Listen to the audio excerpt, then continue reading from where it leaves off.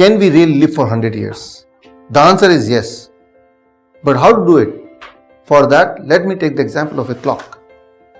As you could see this clock, similarly in your body, God has set a clock, and that clock runs for about 100 years.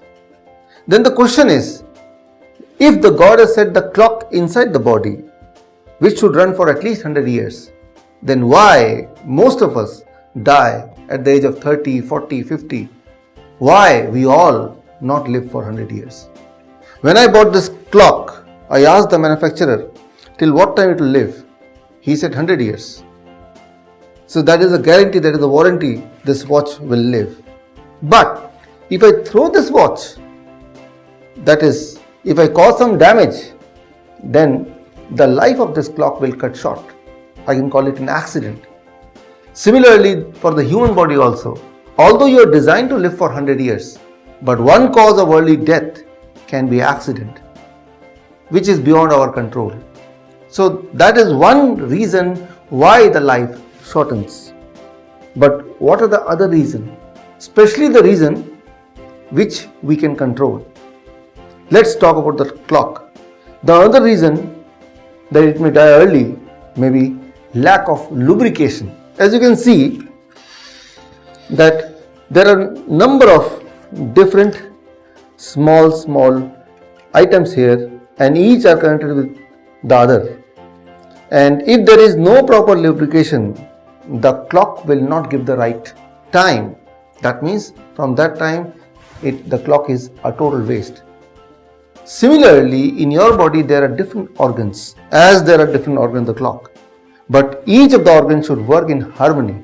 Similarly, you are made of heart, lungs, kidney, stomach, skin, and all the organs should work in harmony. If it can happen, only then you can live long. It's like an orchestra. You know an orchestra? Consisting of number of musical instruments. But when all the instruments play in harmony, that creates, we call it music. But if there is no harmony, if there is no coordination, all the musical instruments are playing, there is a sound which we call it a noise. Similarly, when all the organs of the body or the organs of the clock are not in harmony, that is called death. Death of the clock, death of the human body. Why? What is the cause? In this case, the cause may be lubrication. This means there should be enough lubrication in between them. Only then they can work in harmony. Similarly, in the body also, lubrication is needed between the organ, and that we call it emotion. Emotion should be positive. If you have a lot of stress, negative emotion, that disturbs the harmony. That means the coordination between the organs is lost, and that is the time you get sick.